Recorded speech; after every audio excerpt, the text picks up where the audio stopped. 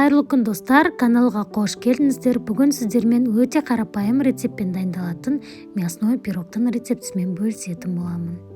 Бул пирогдун ерекшелиги өтө тоюмдуу әрі кез келген мерекелик дастарханга ыстыктай усунсаңыздар болот.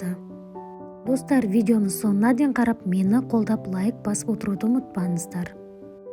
Ең алдымен ыдысымызга жылы сүттөн куябыз және оған 2 жұмыртқа мен эритилген сармайымызды косуп, жакшылап аралаштырабыз.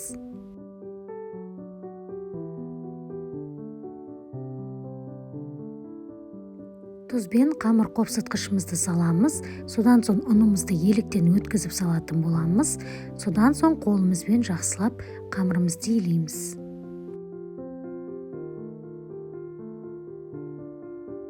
Биздин камырыбыз өтө жумсак, колго жапсатын болуп чыгат, сондуктан холодильникке 1 саатка салып коябыз. Салмасын дайындайбыз. Бизге тартылган эт, пияз, 2 картоп және аскабак кажет.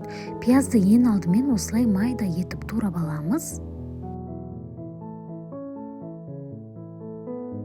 Картоп пен аскабагыбызды да дәл осы видеодагыдай майда кубиктерге бөлүп туурап алабыз.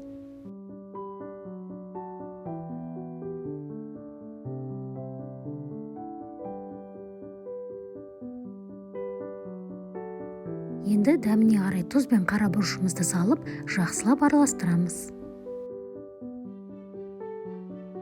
Енді тестамызды алып, 2 бөлүккө бөлүп аламыз. Бір бөлүгү төменги жагында турат, экинчи бөлүгү бетки жагында туратын болот.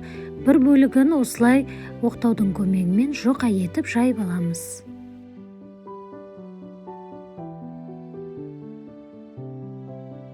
Бұл бөлігіміз төменгі бөлік болады.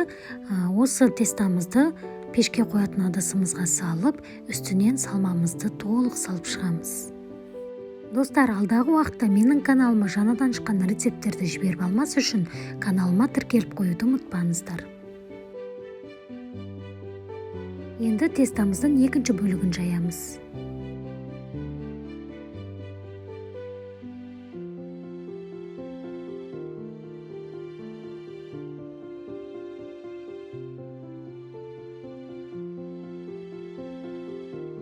Дайын болған тестаны пирогдун бетін жабатын боламыз, және осылай жан-жағын колубузбен асемдеп, өрнектеп шықсақ болады. Пирогдун бетін жұмыртқанын сары уызымен осылай жағып шығамыз, және ортасын міндетті түрде пышақтың көмегімен кесіп қалдырамыз.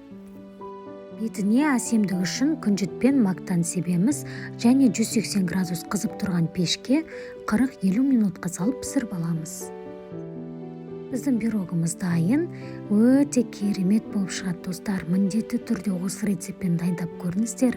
Әрі өте тойымды, кез келген кешкі асқа болсын, түскі асқа болсын, жақындарыңызға ұсынсаңыздар болады. Достар, видео ұнаған болса, лайк басып, пікір қалдыруды ұмытпаңыздар, және мені қолдап, каналыма тіркеліп, қазақша каналдың дамуына өз үлестеріңізді қоса отырыңыздар. Астарыңыз дәмді болсын.